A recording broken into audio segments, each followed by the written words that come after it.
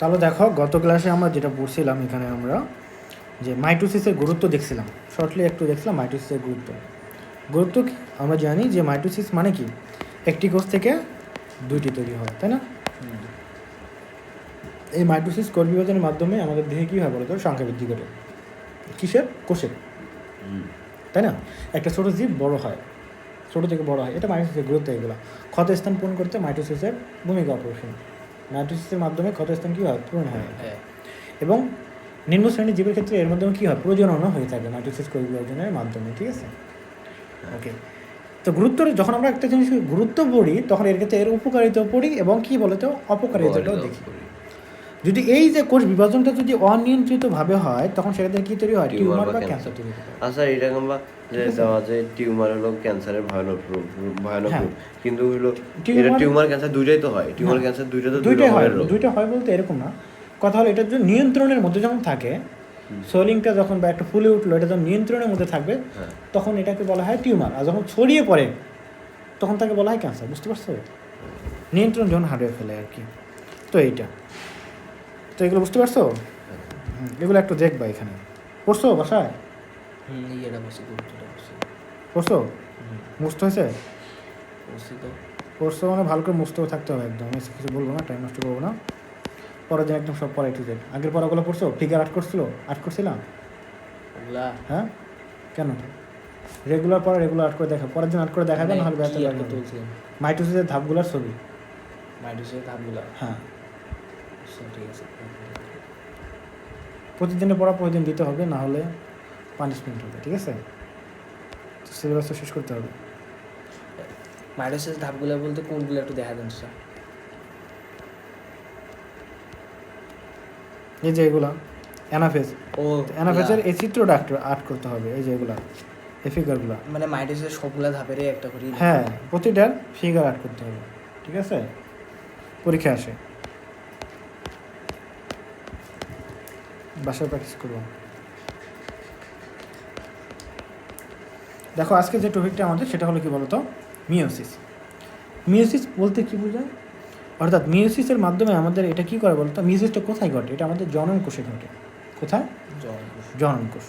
আর জনন কোষ সৃষ্টিতে, ঠিক আছে? জনন কোষ সৃষ্টিতে আসলে মেনলি মিওসিস ঘটে থাকে। এক্ষেত্রে কী হয়, জনন মাতৃকোষ থেকে, অর্থাৎ যে কোষ থেকে জনন কোষ তৈরি হবে, এটা শুক্রাশয় অথবা ডিম্বাশয়, শুক্রাশয় অথবা ডিম্বাশয়ে ঘটে থাকে। শুক্রাশয় থেকে কী তৈরি হয়? শুক্রাণু তৈরি হবে, এবং ডিম্বাশয় থেকে ডিম্বাণু তৈরি হবে। এটা কি করে, এই যে এখানে কি করবে, একটা থেকে প্রথমে দুইটা কোষ হয়। কটা হবে? দুইটা হবে, বুঝতে পারছো? দেন এই দুইটা থেকে দুইটা করে হয়। তার বলতে পারে স্যার এটা তো মাইটোসিসের মতোই হচ্ছে না। কথা হলো যে এর এক বিভাজনে চারটা হয়, একটাতে কি হবে, এটা সহজ কথা যদি বলি, একটা থেকে কটা হলো? চারটা। যদি মাঝেরটা মিশে দেয় একটা থেকে কটা হলো? চারটা। কিন্তু এটা হয় দুই ধাপে, প্রথমে এরকম হয়, পরে এরকম হয়, ঠিক আছে? মেন কনসেপ্ট যেটা আমরা দেখছিলাম, মাইটোসিস কোষ বিভাজনের ফলে একটি কোষ থেকে যে নতুন যে দুইটা কোষ তৈরি হলো বা নতুন যে কোষগুলো তৈরি হয় সবগুলোর বৈশিষ্ট্য কী থাকে? একই থাকে। এখানে ক্রোমোজোম যদি আমরা জানি, আমাদের মানব দেহে ক্রোমোজোম কয় জোড়া থাকে? 13 জোড়া। 13 জোড়া। এই প্রত্যেকটারে কয় জোড়া করে থাকবে? 13 জোড়া করে, প্রত্যেকটাতে 13 জোড়া। এই 13 জোড়াকে আমরা লিখি 2n দিয়ে। কী দ্বারা প্রকাশ করি? 2n। বুঝতে পারছো? 13 জোড়াতে কী দিয়ে প্রকাশ করি? 2n। অর্থাৎ n বলতে 13 বোঝায়, আর 2 বলতে জোড়া, 13 জোড়া। 2n, তাহলে এর ক্রোমোজোম হলো 2n। এদেরকে আমরা বলি ডিপ্লয়েড। কী বলবো? 2n দশায় কী বলি আমরা? ডিপ্লয়েড। বইয়ে আছে। এবং শুধু যখন n হবে তার মানে অর্ধেক হয়ে গেল না, তখন আমরা কি বলি বলো তো? হ্যাপ্লয়েড। তাহলে ডিপ্লয়েড কখন বলবো, হ্যাপ্লয়েড কখন বলবো? বুঝতে পারছো? মানে ক্রোমোজোম যদি 46টাই থাকে তখন বলবো আমরা কি বলো তো? 2n মানে ডিপ্লয়েড। ক্রোমোজোম যদি অর্ধেক হয়ে যায়, শুধু n হয়ে যায়, সেক্ষেত্রে আমরা কি বলবো? হ্যাপ্লয়েড। তাহলে কখন ডিপ্লয়েড কখন হ্যাপ্লয়েড, বুঝতে পারছো? ওকে, না বুঝলে ক্লাসটাও দেখবা। তো এখন কি হয় মিওসিসের ক্ষেত্রে কি হয়, যে এই যে কোষ বিভাজন হওয়ার মাধ্যমে যে এই যে নতুন কোষগুলো তৈরি হলো সবগুলার এটা যদি 2n হয়, এই সবগুলার ক্রোমোজোম কী হবে বলো তো? n। কী হবে? মানে নতুন সৃষ্ট কোষের ক্রোমোজোম সংখ্যা মাতৃকোষের ক্রোমোজোম সংখ্যা কত? অর্ধেক। তাহলে নতুন সৃষ্ট কোষের ক্রোমোজোম সংখ্যা নতুন সৃষ্ট কোষের ক্রোমোজোম সংখ্যা মাতৃকোষের যদি অর্ধেক হয় তাহলে সেই কোষ বিভাজন প্রক্রিয়াকে কী বলা হয়? মিওসিস। মাইটোসিসে কি অর্ধেক হয়েছিল? না। না স্যার। তার মাইটোসিসে বৈশিষ্ট্য সমান থাকে। পিতৃকোষ মানে মাতৃকোষের ক্রোমোজোম যত ছিল অপত্য কোষ বা নতুন তৈরি যে কোষগুলো তাদের ক্রোমোজোম কী ছিল? সমান ছিল। বুঝতে পারছো বিষয়টা? কথাটা বুঝছো? কিন্তু এখানে কি হয় বলো তো, সবগুলাই অর্ধেক অর্ধেক হয়ে যায়। ওকে, একটু ডিটেলস আমরা বইটা পড়ি তাহলে বুঝতে পারবো বই কি বলছে। দেখো, মিওসিস বিভাজনের এক চক্রে নিউক্লিয়াস দুবার বিভাজিত হয়। কয়বার? দুইবার। তাহলে একটা চক্রে একবারে নিউক্লিয়াস কবে বিভাজিত হবে? দুইবার। প্রথমবারে নিউক্লিয়াসের ক্রোমোজোম সংখ্যায় কি হয়? অর্ধেক হয়ে যায়। দেখো, এই যে একটা কোষ, এটা একটা কোষের মধ্যে মনে করো যে এখানে ক্রোমোজোম কত? 2n। 2n বলতে কি? ডিপ্লয়েড। মানে এখানে 46টাই ক্রোমোজোম আছে। এটাকে আমরা কি দ্বারা পুশ করতেছি? 2n দ্বারা। তো এটা প্রথম মানে দুই ধাপে বিভাজন, মানে আমাদের মাইটোসিস এক ধাপে হয়ে যায়, তাই না? মানে একবারে একটা থেকে দুইটা হয়ে গেল। তো মিওসিস দুই ধাপে হয় এবং 4টা হয়। তা প্রথম ধাপে কি হলো? একটা থেকে কয়টা হলো? 2টা। এই যে একটা দুইটা, তাই না? তো কী ঘটলো দেখো, প্রথম ধাপে দেখো, এটা মনে করো নিউক্লিয়াসের মাঝে কী আছে? ক্রোমোজোম। এখানে নর্মালি দেখো, এখানে তো ক্রোমোজোম কটা থাকে? অনেকগুলো থাকে। নর্মালি দেখো, এখানে 4টে দেওয়া আছে না? দেখো, এই যে নতুন যে তৈরি হয়েছে এর মধ্যে কটা করে আছে? 2টা। তার মানে কি হয়েছে? অর্ধেক হয়েছে কি না? অর্ধেক, হ্যাঁ। তার মানে এখানে যদি থাকে 2n, এখানে কত হয়েছে বলো তো? n। n। এখানে কত হয়েছে? এই যে এখানে দেওয়া আছে, এখানে হয়েছে কত? n। এখানে হয়েছে। তা প্রথম ধাপে কি হয়? তাহলে মিওসিসের হলো ধাপ হলো 2টা। ধাপ কয়টি? 2টা। তাহলে এখানে হলো প্রথম ধাপ, এই যে লিখছে প্রথম বিভাজন, এটা হলো প্রথম ধাপ, এটা হলো দ্বিতীয় ধাপ। ঠিক আছে? তাহলে প্রথম ধাপে কি হলো বলো তো? ডাইরেক্ট এটা প্রথম যদি লিখি, প্রথম। ঠিক আছে? তারপর এইগুলো হলো কি বলো তো? দ্বিতীয়। তা প্রথম ধাপে কি হলো? তাহলে ক্রোমোজোমটা অর্ধেক হয়ে গেল। ওকে? হ্যাঁ। এবং দ্বিতীয় ধাপে কী হচ্ছে বলো তো? তাহলে এই যে এটা থেকে, এই কোষ থেকে 2টা কোষ তৈরি হলো, তাই না? হ্যাঁ। প্রতিটা কোষ থেকে 2টা কোষ তৈরি হলো। দেখো তো, এখানে হলো 2টা আছে, এখানেও 2টা, এখানে 2টা, এখানেও 2টা, এখানেও 2টা, এখানেও 2টা। তার মানে পরের যে ধাপটা হয়েছে এখানে কোনো কি কম বেশি হয়েছে? সমান। মানে কিসের মতো? মাইটোসিসের মতো। মাইটোসিস যেমন একটা কোষ থেকে 2টা কোষ হয় এবং এদের মধ্যে কি হয়? বৈশিষ্ট্য সমান থাকে, 2n 2n 2n। এটা বলা হয় ইকুয়েশনাল বা সমীকরণিক পরিবিভাজন। তাহলে ঠিক এমনটা এখানে ঘটছে কি না? এটাও n, এটাও n, এটাও n, এটাও n, এটা সবগুলো n। তাহলে দেখলাম যে মিওসিস কোষ বিভাজনের ধাপ 2টা। প্রথম ধাপে কি হয়? ক্রোমোজোম অর্ধেক হয়ে যায়। পরের ধাপে ক্রোমোজোম আর অর্ধেক হয় না, ক্রোমোজোম যা ছিল শুধুমাত্র মাইটোসিসের মতো 2টা করে হয়ে যায়। ওকে, বুঝতে পারছো? এটা বলছি। এই জন্য দেখো, এই যে মাতৃকোষ ছিল এটা, আর নতুন সৃষ্ট কোষ কোনটা? এটা আর এটা, তাই না? এখন দেখো, মাতৃকোষের ক্রোমোজোম হলো 2n আর অপত্য কোষের ক্রোমোজোমগুলো কী বলো তো? n। বুঝতে পারছো? এই জন্য যেহেতু ক্রোমোজোম সংখ্যা অর্ধেক হয়ে যায় না, এই জন্য একে বলা হয় হ্রাসমূলক বিভাজন। কী বলা হয়? হ্রাসমূলক বিভাজন। মিওসিসকে হ্রাসমূলক বিভাজন। হ্যাঁ, হ্রাসমূলক বিভাজন। আমরা দেখবো একটু পরে। এখন দেখো, তাহলে বিষয়টা বুঝতে পারছো? আচ্ছা। এই ফিগারটা আর্ট করার চেষ্টা করবো, ঠিক আছে? আমি দেখবো পরের দিন ফিগারগুলো দেখা। এটা তো সহজ না। শুক্রবার আছে, বন্ধ আছে, শনিবারও বন্ধ আছে। সো এই কাজগুলো 7 দিন করবা। শনিবার তো আসবে। মানে তোমার স্কুল তো বন্ধ। দেখো, এই বিভাজনে মাতৃকোষের যে 2টি নিউক্লিয়াস পাওয়া যায়,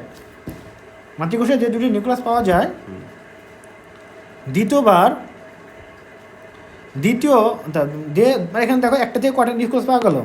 2টা না? দ্বিতীয়বারের তার প্রতিটি আবার 2টা কোষে কি হয়? বিভাজিত হয়, 2টা করে হলো। এবার অবশ্য ক্রোমোজোমের সংখ্যা সমান এবং পরিমাণ সমান থাকে। তাহলে দেখো, ক্রোমোজোমের সংখ্যা এবং পরিমাণ কি থাকে? সমান। এখানে অর্ধেক হয়েছে প্রথমে, বাট পরের বার কি অর্ধেক হয়েছে? সেম। এটাই বলছে, প্রথমবার অর্ধেক হ্রাস পায় কিন্তু পরের বার সমান থাকে। তাই সব মিলিয়ে চূড়ান্ত ফল হলো মিওসিস বিভাজনে একটি মাতৃকোষ থেকে 4টি অপত্য কোষ পাওয়া যায়। তার চূড়ান্ত ফল কি? মিওসিসে কোষ বিভাজনে একটি কোষ থেকে, মাতৃকোষ থেকে 4টি অপত্য কোষ পাওয়া যায়। ঠিক আছে?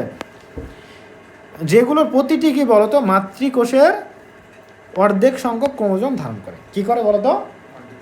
হ্যাঁ, মাতৃকোষের অর্ধেক সংখ্যক ক্রোমোজোম ধারণ করে। দেখো তো, এখানে কি বলতো? 2n ছিল, এখানে কি বলতো? n। অর্ধেক সংখ্যক ধারণ করছে না? এটাই বলছে। কাজেই ডিএনএর পরিমাণে কি হয়ে যায়, অর্ধেক হয়ে যাবে, মানে তখন ডিএনএ কোথায় থাকে, ক্রোমোজোমের ভেতরেই থাকে।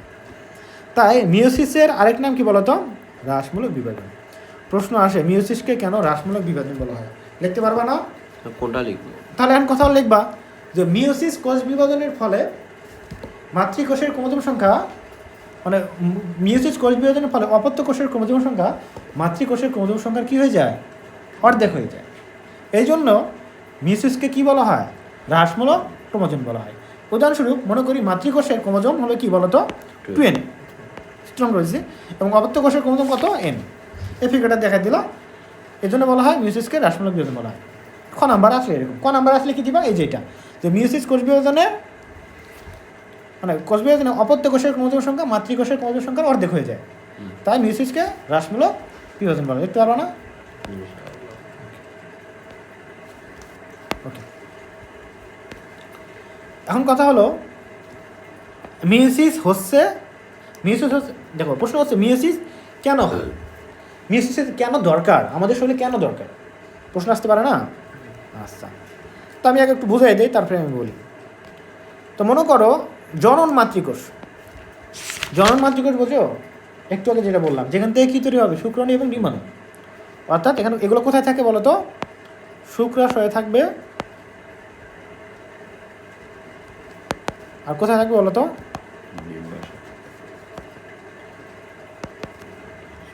শুক্রাশয় এবং ডিম্বাশয়ে থাকে, কি থাকে, জনন মাতৃকোষ থাকে। মানে এমন একটা কোষ যেখান থেকে কী তৈরি হবে, শুক্রাণু তৈরি হবে, এমন একটা কোষ যেখান থেকে কী তৈরি হবে, ডিম্বাণু। এগুলো কোথায় থাকে, শুক্রাশয় এবং ডিম্বাশয়। শুক্রাশয় কোথায় থাকে, ছেলেদের ক্ষেত্রে থাকে, মেয়েদের ক্ষেত্রে কি থাকে, ডিম্বাশয়। তো এদেরকে, এগুলোকে বলা হয় কি বলতো, জনন মাতৃকোষ। তো এইগুলো করতে দেহকোষের মতোই এগুলো কি থাকবে, 2n ক্রোমোজোম থাকবে, মানে কটা ক্রোমোজোম থাকবে, 46টা করে। ডিপ্লয়েড সংখ্যা, এদেরকে বলা হয় ডিপ্লয়েড। কি বলা হবে, 23কে 2 দিয়ে গুণ করে 46টা হবে না, ডিপ্লয়েড। লিখে রাখো ডিপ্লয়েড, এগুলো কি বলতো, ডিপ্লয়েড লিখে রাখো। হ্যাপ্লয়েড কোনটা, এই যে যেটা হলো n, n গুলো হ্যাপ্লয়েড না,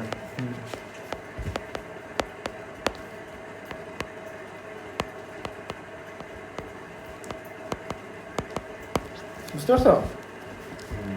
এখন দেখো যে ঘটনাটা ঘটে, মনে করো যে আমাদের তৈরি হবে ডিম্বাণু, যখন তৈরি হয় তাহলে ডিম্বাণু জনন মাতৃকোষ, অর্থাৎ যেখান থেকে ডিম্বাণু তৈরি হয়, তাহলে এই কোষটা কি, নিউক্লিয়াসটা কী থাকবে, 2n থাকবে ক্রোমোজোম। তাহলে এটা কি করে, ওই যে মিওসিস প্রক্রিয়ার মাধ্যমে কি হয়, একটা থেকে কয়টা হয়, অর্ধেক, একটা থেকে কয়টা কোষ হয়, 4টা।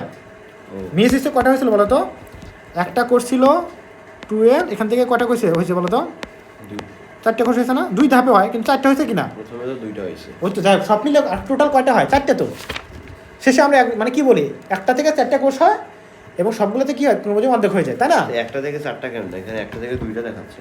শোনো, একটা থেকে প্রথম 2টা হয়েছে, আবার এই 2টা কি হয়েছে, ভাগ হয়েছে না, দেখো তো, হ্যাঁ, এই দুটো তো, এই দুটো কি আর থাকতেছে, দেখো বিষয়টা বোঝো।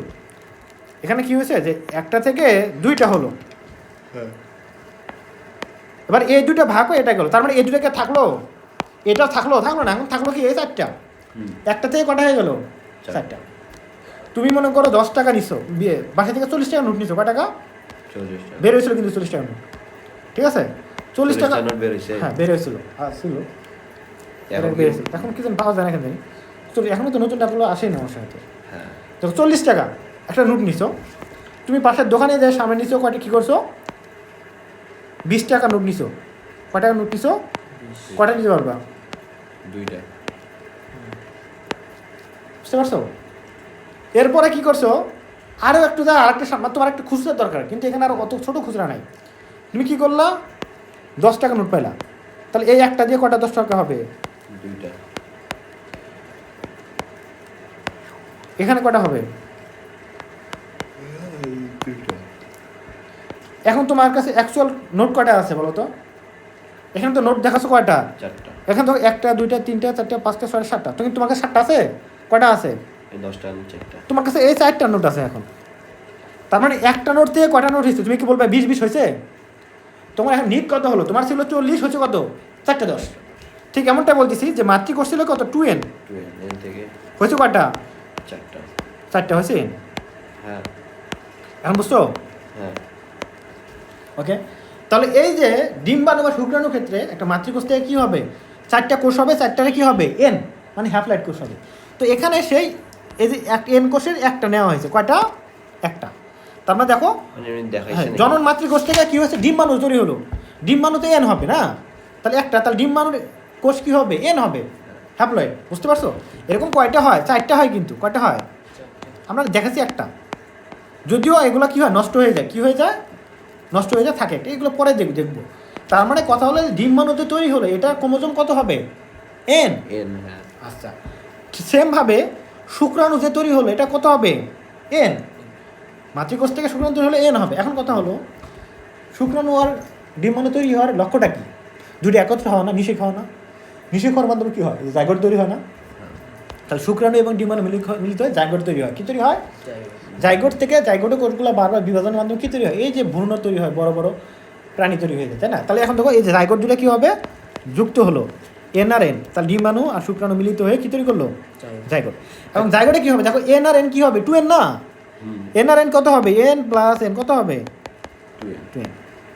তাহলে দেখো বিষয়টা কী হলো, কথা হলো দেখো তোমার মনে করো, তাহলে তোমার বাবা মনে করো যেমন বৈশিষ্ট্য, মায়ের যেমন বৈশিষ্ট্য, মনে করো যে বাবা মায়ের কথা ছিল, তাহলে 2n ছিল ক্রোমোজোম, মায়ের কি ছিল 2n, এটা মনে করো মায়ের, এটা বাবার। এখন দেখো যে শুক্রাণুর ছিল কত, n, ডিম্বাণু কত, মানে ডিম্বাণু ছিল n, শুক্রাণু কত, n, কিন্তু দুইটা মিলিত হয়ে যে জাইগোট হলো, জাইগোট হয়ে থেকে তো নতুন বাচ্চা তৈরি হবে না, বাচ্চা তৈরি হবে না, তো বাচ্চার ক্রোমোজোম কত হলো, n। বুঝতে পারছো, 2n হলো। এতে কি হলো বলো তো, মাতা পিতার এবং কি বাচ্চার ক্রোমোজোম কি হলো, সেম হলো না, সেম আছে কি না? যদি এটা না হতো তাহলে কী হতো বলো তো, তাহলে মনে করো শুক্রাণু যদি এরকম হতো, যেমন মাইটোসিসের মতো, মাইটোসিসে কী হয়, 2n থেকে 2n হয়, তাই না? তো মনে করো 2n থেকে কী হলো, এটা 2n, এটা কি 2n, তাহলে এখানে কত হতো, 4n না, কত হলো 4n। তার মানে দেখো বিবর্তন হয়ে যেত না, তাহলে মাতা পিতার সাথে সন্তানের বৈশিষ্ট্য কি মিল থাকতো, হ্যাঁ তাও তো থাকতো স্যার। কীভাবে থাকতো, ক্রোমোজোম সংখ্যায় তো মনে করো বৈশিষ্ট্য নিয়ন্ত্রণ করে, ক্রোমোজোম সংখ্যা ডাবল হয়ে গেছে, আর তোমার তাহলে বৈশিষ্ট্য ডাবল হবে। বৈশিষ্ট্য ডাবল হবে, বিবর্তন হয়ে যাবে আর কি। মনে করো তোমার সাইজ হলো যতখানি, তোমার দত্ত হয়ে যাবে, এরকম বিষয়টা মনে করো, যে বৈশিষ্ট্য ঠিক থাকবে না, গরু থেকে বেড়া হয়ে যাবে, এরকম বিষয়টা, বুঝছো? অর্থাৎ মানুষ থেকে তো মানুষ হতে হবে, তাই না? তাহলে দেখো এই জন্য মানুষের ক্রোমোজোম 36টা, বাট দেখো মাছির দেখবো অন্য একটা, অন্যরকম একটা, তাহলে ক্রোমোজোম সব কম বেশি হয়ে যায়। তো মানুষের তো বৈশিষ্ট্য হলো তাদের ক্রোমোজোম থাকে কয় জোড়া, 46 জোড়া, তাহলে 46টি। হ্যাঁ 46টি সব মানুষের। তাহলে তোমার যখন ডাবল হয়ে যাবে, তুমি মানুষ থাকবা না। তাহলে এই যে দেখো যে বৈশিষ্ট্য, প্রজাতিগতভাবে বৈশিষ্ট্য ঠিক রাখতে, মাতা পিতার সাথে পরবর্তী প্রজন্মের বৈশিষ্ট্য ঠিক রাখতে মিওসিস কী বলতো, খুবই গুরুত্বপূর্ণ। যদি মিওসিস না হতো তাহলে কি এটা এরকম হতো, প্রজাতিতে বৈশিষ্ট্য মিল থাকতো, না, তাহলে ডাবল হয়ে যেত ক্রোমোজোম। বুঝতে পারছো? এখন এইগুলোই দেখো এখানে বলা আছে, বুঝছো তো বিষয়টা? না বুঝতে পারলে বলবা। দেখো মাইটোসিস কোষ বিভাজনে অবত্য কোষগুলোর ক্রোমোজোম সংখ্যা মাতৃকোষের কী থাকে বলো তো, সমান থাকে, জানি না কার ক্ষেত্রে, মাইটোসিসের ক্ষেত্রে। মাইটোসিসের ক্ষেত্রে কী থাকে, এই যে মাতৃকোষের ক্রোমোজোম 2n থাকে, অপত্য কোষের ক্রোমোজোম কত থাকে, 2nই থাকে। অর্থাৎ মাতৃকোষ এবং অপত্য কোষের ক্রোমোজোম কী থাকে, সমান থাকে, এটাই বলছি মাইটোসিসে। কিন্তু এবং বৃদ্ধি এবং অযৌন জননের জন্য মাইটোসিস কোষ বিভাজন অপরিহার্য, এটা বলছে। যৌন জননে পুং এবং স্ত্রী জনন কোষের মিলনের প্রয়োজন হয়। কিসের প্রয়োজন হয়? পুং এবং স্ত্রী জনন কোষ। পুং এবং স্ত্রী জনন কোষ বলতে কী বোঝায় বলো তো, শুক্রাণু এবং ডিম্বাণু। কী বোঝায়? লাইন টু লাইন বোঝাচ্ছি এবং মনে রাখবা, না হলে ক্লাসটা আবার দেখবা। শুক্রাণু এবং ডিম্বাণু প্রয়োজন হয়, অথবা ক্লাসটা সামনে নিয়ে একটু পড়লা, একটু বইয়ে পড়ে রিডিং দিবা, তাহলে মাথায় থাকবে, বুঝছো?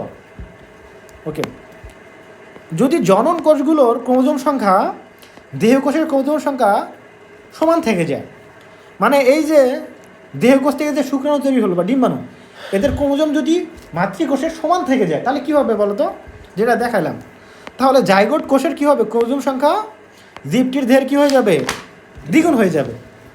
ওকে, মনে করো একটি জীবের দেহকোষে বা জনন কোষে ক্রোমোজোম সংখ্যা কত, 4, ক্রোমোজোম কয়টি, 4টি। এবং পুং ও স্ত্রী জনন কোষের মিলনের ফলে শ্রেষ্ঠ ক্রোমোজোম সংখ্যা কত দাঁড়াবে, 8টি, তাই না? তাহলে নতুন জীবটির প্রতিটি কোষের ক্রোমোজোম সংখ্যা কত হয়ে যাবে, 8। যা মাতৃজীবের কোষের ক্রোমোজোম সংখ্যা কত হয়ে যাবে? দ্বিগুণ হয়ে যাবে। যদি প্রতিটি জীবের জীবনচক্র এভাবে চলতে থাকে, তার মনে করো তোমার বাচ্চা হবে, তার হবে কত হবে? মনে করো তোমার আছে 4 করে, তোমার 64 করে। তোমাদের বাচ্চা যারা হবে তাদের কত হবে? 64কে দ্বিগুণ করো, 120 আর 8, 108 হয়ে যাবে। এরপর তাদের যখন তোমার নাতিপুতি হবে তাদের কত হবে? 108 কত হবে? 216। তাহলে এইভাবে চক্রবর্তী ক্রমে কি বাড়তে থাকতো যদি মিউসিস না হতো। তাহলে দেখবা প্রতি চক্রে যৌন জননের ফলে ক্রোমোজোমের সংখ্যা কী হবে? বারবার দ্বিগুণ হবে। আমরা জানি ক্রোমোজোম জীবের কী করে? বৈশিষ্ট্য নিয়ন্ত্রণকারী জিন বহন করে। এই কথা ইম্পর্টেন্ট। ক্রোমোজোম কী করে? জীবের বৈশিষ্ট্য নিয়ন্ত্রণকারী জিন বহন করে। কাজে ক্রোমোজোম সংখ্যা দ্বিগুণ হতে থাকলে বংশধরদের মধ্যে আমূল পরিবর্তন ঘটে যাবে। যেহেতু পুং এবং স্ত্রী জনন কোষের ক্রোমোজোমের সংখ্যা অর্ধেক না, মানে এই যে জনন কোষের ক্রোমোজোম কী হয়ে যায়? এন হয়ে যায় না? সেহেতু যখন জাইগোট হবে তখন আবার কী হয়ে যায়? 2N হয়ে যায়। এই জন্য কী হবে? বংশগতির আমাদের কি চেঞ্জ হবে? কোনো মানে আমূল পরিবর্তন হবে না, মানে আমাদের ক্রোমোজোম সংখ্যা একই থাকবে।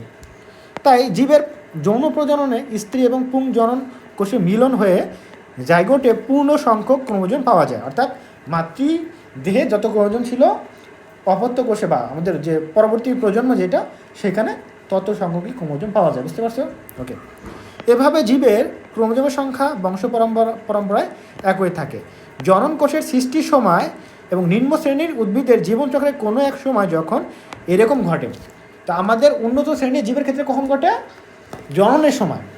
আর উন্নত জীবের ক্ষেত্রে ওটা অন্য সময় ঘটে। এটা পরে অন্য একটা ক্লাসে আছে, তখন এটা বলবো না, অন্য একটা অধ্যায়। তাহলে তো নিম্ন শ্রেণীর জীবের ক্ষেত্রে ওটা অন্য সময় ঘটে আর কি। তখন কোষের ক্রোমোজোম সংখ্যা কী হয়ে যায়? অর্ধেক হয়ে যায়। তাহলে কি অর্ধেক হয়ে যায়? এই অবস্থায় কী বলি আমরা? হ্যাপ্লয়েড বলে থাকি। বললাম না একটু আগে? যখন দুটি হ্যাপ্লয়েড কোষের মিলন ঘটে তখন সেই অবস্থায় কী বলি আমরা? Diploid, 2N। অর্থাৎ মিওসিস কোষ বিভাজন হয় বলেই প্রতিটি প্রজাতি বৈশিষ্ট্য বংশ পরম্পরায় টিকে থাকতে পারে। তাহলে এখন প্রশ্ন আসতে পারে, কোন কোষ বিভাজনের কারণে প্রতিটি প্রজাতির বৈশিষ্ট্য বংশ পরম্পরায় টিকে থাকে? কোন কোষ বিভাজনের কারণে? মিওসিস। এটা কিন্তু এমসিকিউতে আসবে। কোন কোষ বিভাজনের কারণে প্রতিটি বৈশিষ্ট্য প্রতিটি প্রজাতির বৈশিষ্ট্য বংশ পরম্পরায় টিকে থাকে? মিওসিসের কারণে। ঠিক আছে। কোন কোষ বিভাজনের কারণে প্রতিটি জীবের দেহকোষের ক্রোমোজোম সংখ্যা একই থাকে? মানে একই রকমের বৈশিষ্ট্য কোষের তৈরি হয়, এটা মাইটোসিস। বুঝছো? তাহলে এখন দেখো, মিওসিস প্রধানত জীবের কোথায় ঘটে বলো তো? জনন কোষ বা গ্যামেট সৃষ্টির সময় জনন মাতৃকোষে ঘটে, তাই না? কোথায় ঘটে? জনন মাতৃকোষ, অর্থাৎ শুক্রাণু তৈরি হয় বা ডিম্বাণু তৈরি হয় যে কোষ থেকে, সেখানে ঘটে। সুপুষ্পক উদ্ভিদের পরাগধানী কোথায়? মানে সুপুষ্পক বলতে কি? যে সকল উদ্ভিদের ফুল হয় তাদের কোথায় ঘটে? পরাগধানী। পরাগধানী বলতে কি? ফুলের ডগায়। ফুলের ডগায় এরকম একটা ফুল মনে করো, ফুল আছে, এখানে দেখবে এরকম থাকে, মাথায় এখানে পরাগধানী থাকে, এটা পরাগরেণু তৈরি হয়, এখানে মেনলি হয়ে থাকে। ঠিক আছে? বুঝতে পারছো? এই পরাগধানীতে হয়ে থাকে, অর্থাৎ ফুলের ডগায় এবং পরাগধানী এবং ডিম্বকের মধ্যে। আর আমাদের উন্নত প্রাণীদের ক্ষেত্রে বলতো স্ত্রী প্রাণীর কোথায় হয়? ডিম্বাশয়ে, ডিম্বকের মধ্যে। এবং উন্নত প্রাণী এটা হবে পরাগধানী এবং ডিম্বকের মধ্যে। এবং উন্নত প্রাণীর দেহের কী হবে কোথায় বলতো? তো উদ্ভিদের ক্ষেত্রে হয় হলো কি? পরাগধানীতে। পরাগধানী কাদের ক্ষেত্রে? এটা হলো মানে পুংকেশর। আর যেটা মহিলা উদ্ভিদ মনে করো, উদ্ভিদের মধ্যে যেটা অংশ, এটা হলো ডিম্বকের মধ্যে হয়ে থাকে। এটা কই থাকে? এই নিচের দিকে একটা অংশ থাকে, এইগুলো এইভাবে। এটা পরে দেখবে আর কি। এখানে এটা হলো, তাহলে এখানে ডিম্বাণু তৈরি হয়, এখানে কী তৈরি হবে? শুক্রাণু, ফুলের ক্ষেত্রে। আর আমরা জানি উন্নত প্রাণীদের ক্ষেত্রে শুক্রাশয় থাকে পুরুষদের, সেখানে তৈরি হয় শুক্রাণু।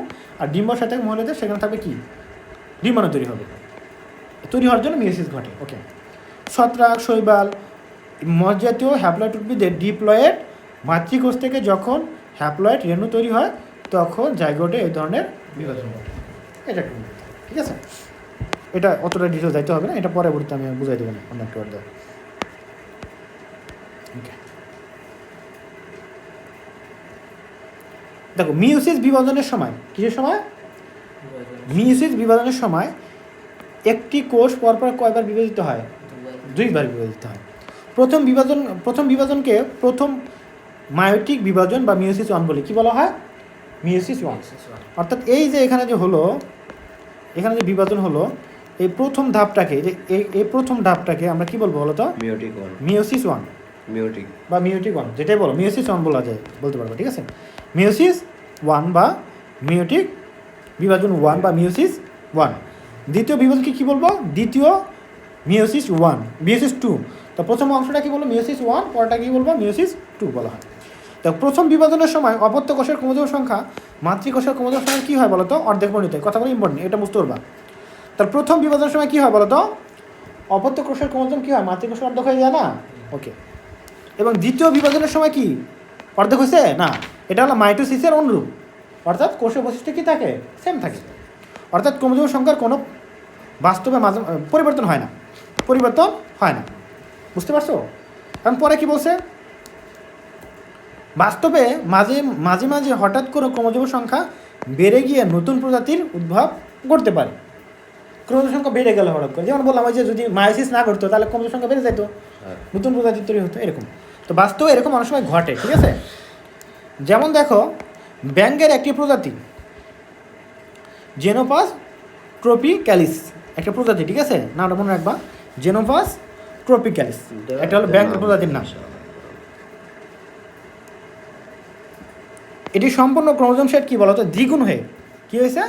এর ক্রোমোজোম সেট সম্পূর্ণ সেট দ্বিগুণ হয়ে জেনোপাস ল্যাভিস প্রজাতির উৎপত্তি ঘটেছে, ঠিক আছে? এবং প্লান্টি রাজ্যের বিভিন্ন সদস্যের যেমন আলু, দেহকোষে জননকোষ, মানে এগুলো জননকোষ নয়, দেহকোষে এই প্রক্রিয়ায় একটি কী বলতো? স্বাভাবিক ঘটনা ঘটে আর কি। অনেক সময় আমরা ইচ্ছাকৃতভাবে খাদ্য হিসাবে ব্যবহার করার জন্য উদ্ভিদের জাত কি বেছে নেই আর কি। এমনকি সেজন্য জাত পরিকল্পিতভাবে সৃষ্টি করি, বিভিন্ন জাত আমরা তৈরি করি না, উদ্ভিদের নতুন ভ্যারিয়েন্ট তৈরি করে, উচ্চ ফলনশীল জাত তৈরি করা হয়, এগুলো এর জন্য পরিবর্তন করা হয়, কারণ তা আকারে তুলনামূলকভাবে কী হয়? বড় হয়। যেটা বললাম, ক্রোমোজোম কী হয়েছে? দ্বিগুণ করলাম, তার আকারও কী হতে পারে? দ্বিগুণ হবে। পেঁপে আকার, মনে করো ছোটো ছোটো পেঁপে হইতো, যে এগুলো করার কারণে আকার বড় হয়ে যাচ্ছে, ঠিক আছে? বা আম ছোটো ছোটো হচ্ছে, কাজটা করার কারণে কী হলো? আম বড় বড় হচ্ছে, এরকম করে আর কি। বুঝতে পারছো? এগুলো আর্টিফিশিয়ালি করা হয় আর কি। এসব জাত খাদ্যের ক্রমবর্ধমান চাহিদা মেটাতে কী করে? অধিক সহায়ক। দেখো, ক্রোমোজোম বা জেনেটিক বস্তুর সমতা রক্ষা করা ছাড়াও জিনগত বৈশিষ্ট্য বজায় রাখা মিউসিসের এরকম গুরুত্বপূর্ণ একটি অবদান। এগুলো একটু পড়বা, রিডিং এগুলো লিখতে হবে এই সময়। দেখো, এখানে ছোটো ব্যাংক থেকে বড় ব্যাংক বানাইছে, এটা দেখাইছে, বুঝতে পারো? ছোটো ব্যাংক থেকে বড় ব্যাংক বানাইছে। তো যৌন প্রজনন করে এমন সকল জীবে মিউসিসের মাধ্যমে জিনের পুনর্বিন্যাস হয়ে জিনগত বৈশিষ্ট্য কী করে? সৃষ্টি হয়ে থাকে। তার মানে কীভাবে বলো তো? মিউসিসটা যখন হয়, শুক্রাণু এবং ডিম্বাণু তৈরি হয়, এবং পরবর্তী কোষটা যেটা হয় জাইগোট, ওটা কোথা থেকে হয় বলো তো? দুইটা কোষের মিলনের মাধ্যমে হয়, অর্থাৎ মাতা পিতার কোষের মিলনের মাধ্যমে হয়। এবং সেখানে যে দুই সেট ক্রোমোজোম আসে, দেখো দেখো এখানে দেখো, এই যে এখানে মনে করো এই যে দুই সেট ক্রোমোজোম, 2n মানে কি? n plus n। তাহলে একটা হলো মাথা থেকে আসে, একটা হলো কোথা থেকে আসে? পিতা থেকে আসছে। তার মানে দুই জনের আলাদা বৈশিষ্ট্য একত্র হয়েছে। তার মানে কী হবে? নতুন যে জীবটা হবে তার বৈশিষ্ট্য কি নতুনত্ব আসবে না? হুবুব কি বাবার মতো হয়? হুবুব মায়ের মতো হয় না। বাবা মায়ের দুজনের বৈশিষ্ট্যর মিশ্রণ হয়, ঠিক আছে? এই জন্য বলা হয় কি বলতো? একটা পূর্ণ বিন্যাসের মাধ্যমে একটা নতুন বৈশিষ্ট্যের উদ্ভব ঘটে, ঠিক আছে? এটাই।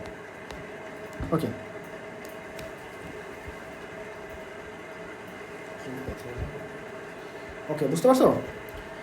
কোনো প্রজাতি টিকে থাকা বা না থাকা মূলত নির্ভর করে তার সদস্য জীবের মধ্যে কতটা বৈচিত্র্য আছে তার উপরে। এটা কি বলতে কি বলেছে?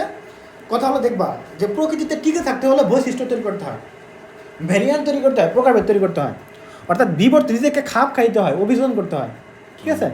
প্রতিকূল পরিবেশে তুমি যদি না টিকতে পারো তারপরে কী হবে? তুমি আর থাকবে। তুমি ডাইনোসর ছিল এক সময়, এখন আছে? তখন এরা প্রতিকূল পরিবেশে টিকে থাকতে পারে নাই। মনে করো তুমি রেগুলার ভালো পরীক্ষা দিচ্ছ, বাট একদিন হঠাৎ করে কী হলো?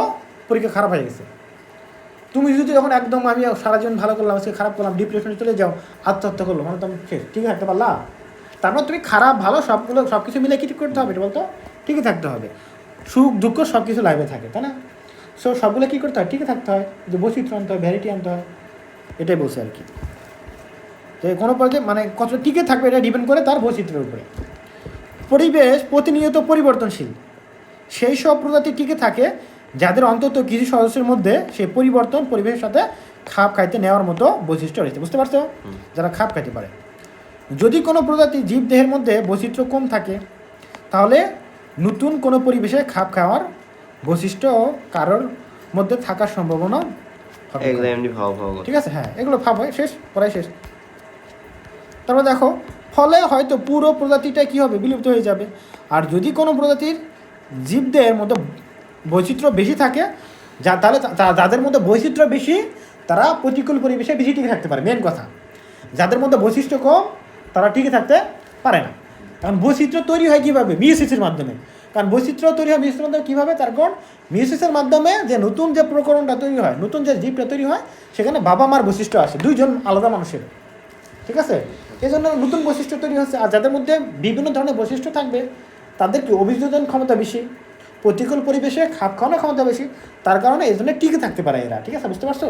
তো এগুলো প্রশ্ন সৃজনশীল প্রশ্নে বিভিন্নভাবে পেশা আসতে পারে, এগুলো তখন ওইভাবে লিখতে হবে আর কি। ঠিক আছে, তার মিওসিসের কারণে নতুন বৈশিষ্ট্য সৃষ্টি হয়, এই জন্য এরা প্রতিকূল পরিবেশে কি টিকে থাকতে পারে, এই কথাটা মনে রাখতে হবে। তাহলে নতুন কোনো পরিবেশে খাপ খাওয়ার মতো বৈশিষ্ট্য কারো মধ্যে থাকার সম্ভাবনা হবে বেশি। তখন যদি বড় কোনো বিপদও আসে তবু তার অন্তত কিছু সদস্য বেঁচে যাবে।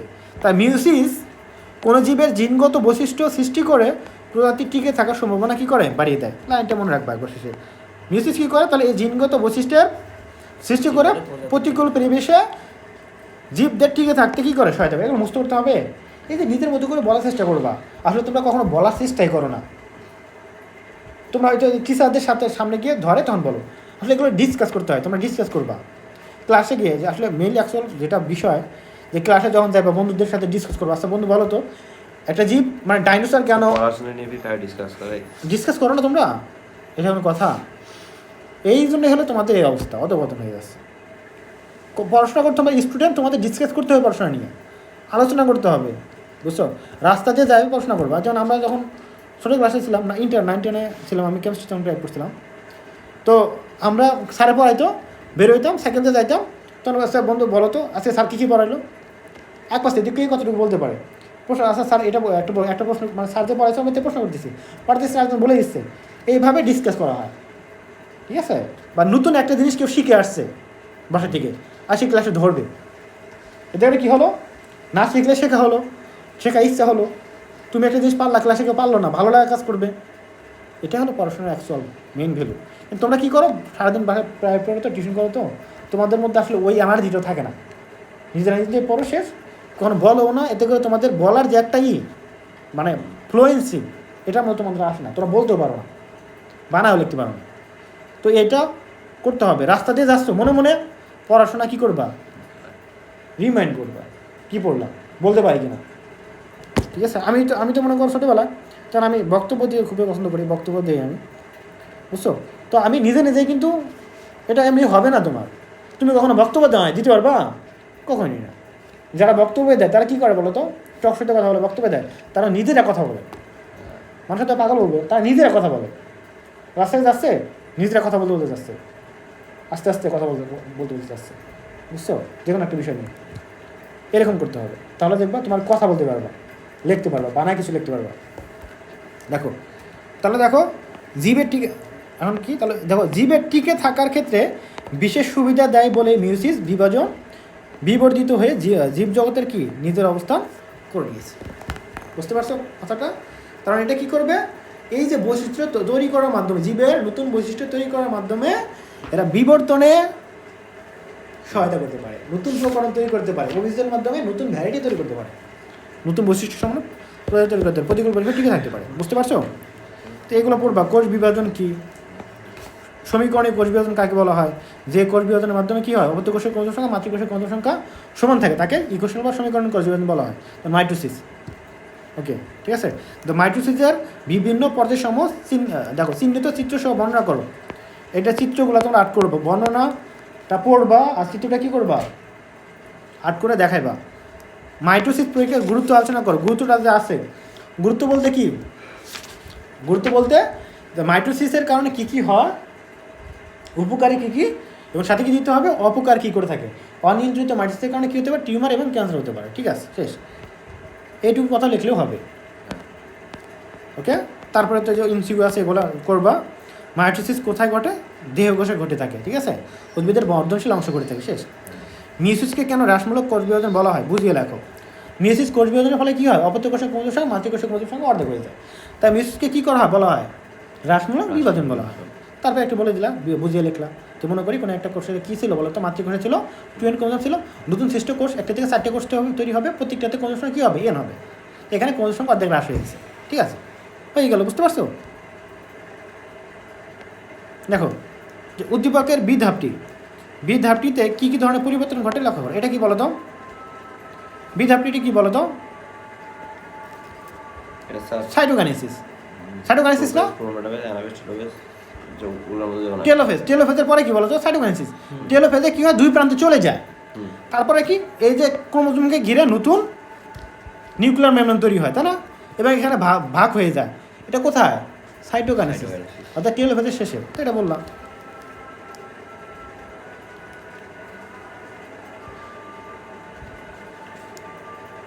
এগুলো তাহলে বলবো আর কি।